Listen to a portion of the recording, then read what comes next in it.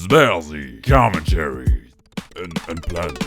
Hello there, YouTube! It's Bazzy coming right at you with another commentary. Today we're playing Graves in a ranked solo queue. I'm playing this all by myself. Dropped a bit of elo for those of you watching the stream.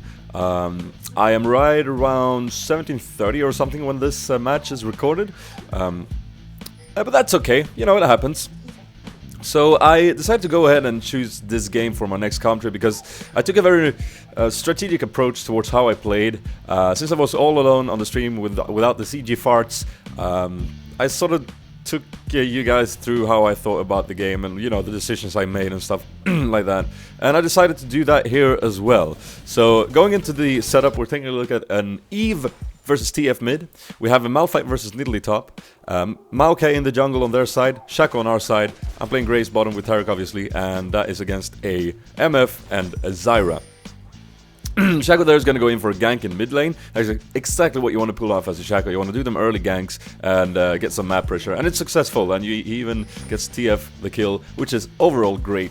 So what I did, approaching this game, I sort of went into the lane thinking and communicating with Taric, I think even in the champion select, that we're going to play a rather safe lane.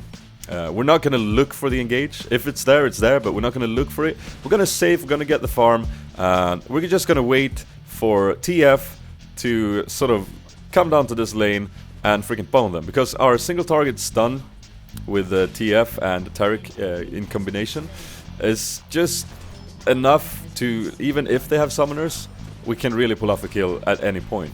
Especially now since he has an early kill, he has some early domination, he'll hit that level 6 a bit faster than Eve and other types of good stuff. Taric going in for a stun there, gonna take some damage. I'm just gonna zone them out with my slow screen, do some damage in return, but overall that was a good trade for them. Taric getting a little bit low. Zyra's E is on a very, very long range. And when she's in the brush like that, you can't just stand still. I don't know what this Taric was doing. He has to flash there, but they take a turret hit on MF, which overall kind of lost them a little bit of that trade. Because, again, I'm full health and MF is not. So that is very nice. I'm drinking a glass of tap water. Swedish best. Yes. Delicious. So what happened was Malphite got a kill top when Maokai ganked, but Nidalee killed him in return. Shaco's gonna do yet another successful gank in mid, killing that Evelynn, and then TF is gonna pull off a kill on Maokai. So TF is looking really sharp in this game, which is overall great, and it really contributes to the strategy that I sort of went into in the beginning of this game. Shaco is announcing that he's coming bottom. I tried to speak to TF and tell him to come bottom. Seeing as this gank is so doable. Maokai is in that brush. We're gonna see Zyra here hitting her E and going in for the root. I think Maokai is gonna follow that up. Yeah, there he comes. And we even have Evelynn here. Level 6, gonna cleanse that slow. That wasn't really necessary. I wasn't turret range, but I'm able to follow up with some damage onto her. Still not seeing TF, and well, now he's moving bottom. I'm watching the minimap at all times here in game, I remember that. I see him moving bottom. I am very ready for this engage. I take a look at my cooldowns. I see I have flash, I see I have E. So I see him going in for this Zyra. Since she's gonna flash, I'm actually gonna flash after, I think she flashed her at least, and secure some damage with my buckshot. And then overall just do some deeps on the Maokai, who's having a really rough game, and TF grabs the double kill on bot lane. So overall a very successful little thing from TF there. He could have been faster, you know, on the ball and really got down to this bot lane a bit quicker, but I think it was good that he didn't, because they were a bit more scattered, a bit more split up, since we were able to, you know, use the summoners to get out of that first gank. It was pretty nice. I pushed out the lane because it's very important you come back to a neutralized lane. If you have the possibility, you can't really leave it. I see Taric's shadow go down, so I see no reason not to blow my entire arsenal of abilities onto Zyra here.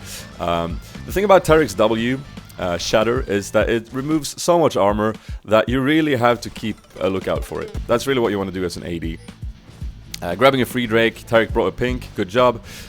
So basically, what you want to do in a lane versus with the Taric is look for that chatter. The chatter is the one when he goes like and there's a lot of, you know, white diamonds that hits, you know, the target and gets a little bit of particles on them.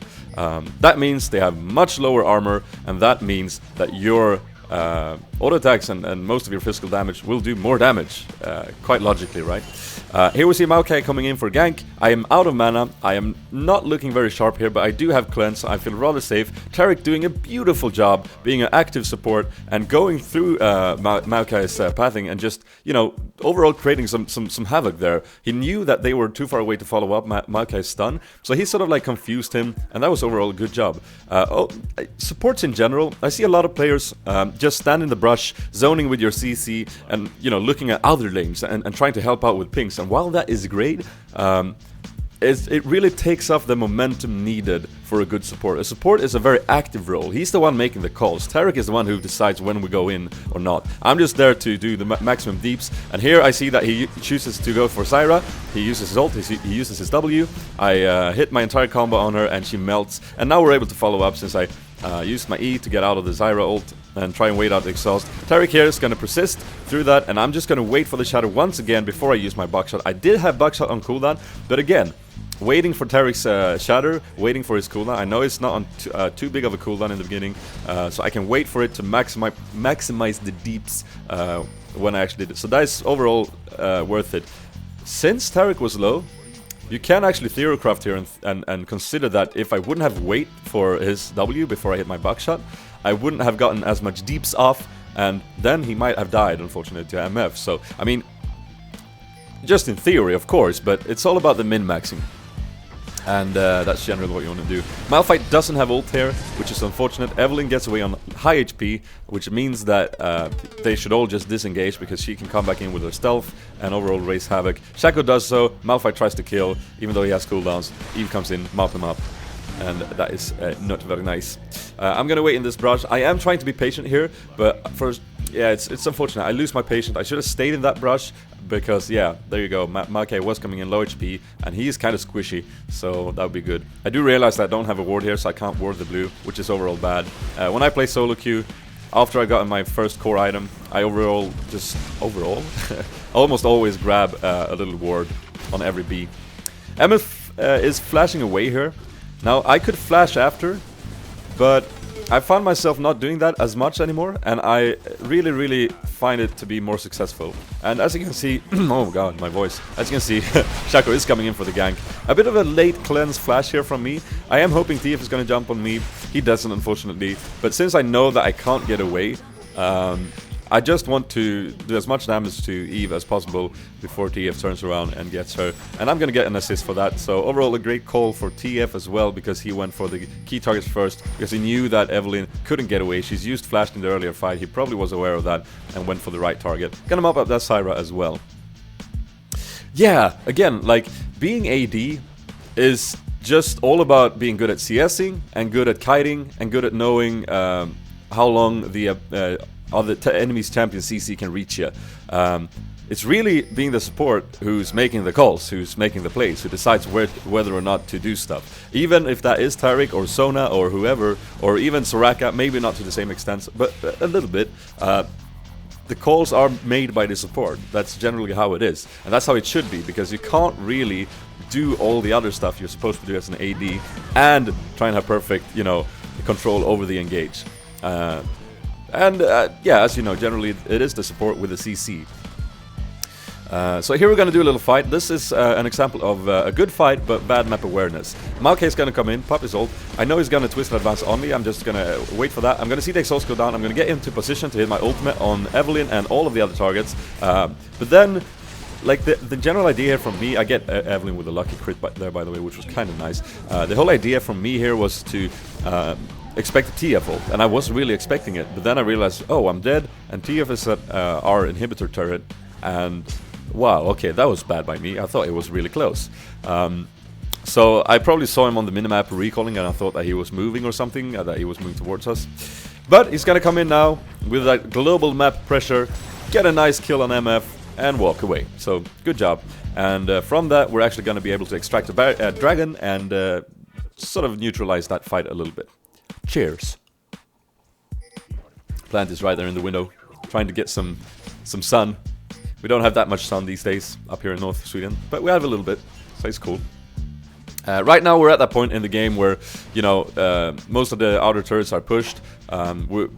the dragon is taken, and both teams sort of groups up in mid. Here I go bot to clear minions, but as soon as I see Maokai go in, I have to turn around. A very important part is that you need to be ready for the team fights. Even though you miss CS, you won't get anything out of it, you need to be there. Malphite used this ult to get away, so we can't really team fight right now. We're not looking to team fight, at least. I'm gonna use my cleanse, dodge the Nidalee Spear, know that I'm safe. I'm gonna go back in to provide vision. Taric is gonna drop down a ward, that's good. And Maokai steps into this fed TF who does a lot of damage. Taric follows up with a stun, I use my ult, and he is down. Good job on Malphite there. Using a Q as well. Now we can go in. TF does a little bit of a suicidal thing here. I want to E outside the Zyra ult, but she just hits me, knocking me up, so I can't follow up with deeps on her. I'm gonna have to go back in. Again, I'm saving my flash for when I know I can do something constructive with it. I see MF, I see a key opportunity, go in, buckshot for the kill. Abrupting that little nasty ult as well. And now we're free to push this turret. However, Maokai is gonna go for the Zyra. I think that he is not too experienced with Zyra. I don't know, she's a support and he still managed to die to her because of the exhaust and probably because of the overall kitiness that is Zyra. Nidalee here is going to pursue, but she's going to have to fall back, and I'm going to head bottom to clear that farm. I hope you guys have been enjoying the stream lately. I've been able to stream a lot more, so it's been great. And I've also been getting a subscribe button to my stream, which means that you can pay, I think it's $5 US dollars, for no ads and a little bit of a cool planty logo in the chat. And it really supports me. That's overall what you do. Like, wow, have you guys noticed that I say overall all the time in this country? My god. So yeah, you're not really buying any major perks or anything. You're not really going to see it as a purchase, I think. You're going to see it as a little nice support towards me if you do enjoy my stream sessions. But yeah, oh, also we have some new cool Planty t-shirts in the shop, me and Planty. They look so awesome. I have a Cooldowns Are for Noobs t-shirt, which is on its way to me. So looking forward to trying that on, having it, wearing it during my stream. I have a I Love 80 Carries t-shirt as well. You can go check it out, spazzy.com/shop if you want. But meanwhile, TF is clearing that wave. He is fed enough to just simply completely clear that wave in no time. Taric, about 30 minutes in, actually it's only 23 minutes in, and he has got himself an Oracle. Now, what you want to do when you see a support with an Oracle is that you want to acknowledge the fact that he has now purchased an expensive item to provide excellent map dominance. Now, the way you do that is you walk around, you clear every single board, like we've done now, and you do something with it. Unfortunately, Malphite goes top. What we could have done here is they have no idea where we are. We could be doing Baron, we could be backdooring something, you know, it's not like we would do that, but we could be doing anything. So what you generally want to do in solo queue is just wait in a brush, just wait there. They will come and face check with, or at least plant the ward to see it, and then you freaking pwn them. But anyways, I grab red, we're going for a team fight here. Maokai still a bit too squishy for his own liking, I think. Malphite is going to be able to follow up on a nice ult on Evelynn. I managed to do a buckshot, an auto attack, and now I can use Graves' wonderful E and his cooldown on it to sort of pursue this MF and this Nidalee, making them waste summoners. At least TF did. What? MF. TF, MF. So many short freaking letters. But yeah, knowing how to use an Oracle is very important, and you don't see it that often, at least not in my elo. Like, and that's also one of the reasons that few supports get it, because you know they realize that, well, I've gone about clearing all these wards now, but no one seems to want to do something with it. So, well, okay, we're gonna go in here. I see a nice little opportunity to land a buckshot on 3 people. I do it. I managed to flash away, use the ult on Nidalee, and here I should just keep running. I don't, but Evelynn she's gonna go on suicide. I don't know if that was worth it. She shuts me down, which is kind of good, I guess, but yeah. I don't know, I should have backed off, but then again I could have kited them a little bit. I don't know, it was a tough call. Gonna see Nidalee fall to Shaco, which is good, but then he's gonna go in and auto-attack the Maokai, which I do not understand. It's a very common mistake. You see the tank, even though he's not as beefy as he would like to be, even if he has 10% and MF is full HP, you burp and you still go for MF, okay? That's what you do, because those 3 auto-attacks on MF will freaking bring her to Maokai's HP. Exaggerating a little bit there to make a point. My god, I got the hiccups. It's gonna be an interesting commentary. TF going in with a nice goal. Look at that damage. Half HP gone on Maokai. He is not having a good game, my friends. And he is gonna go down with another nice little gold card there, securing the kill. And right now, we have an open inhib to fight for, which we really should just group and do, because we are far ahead, we are strong, and they lost their tank.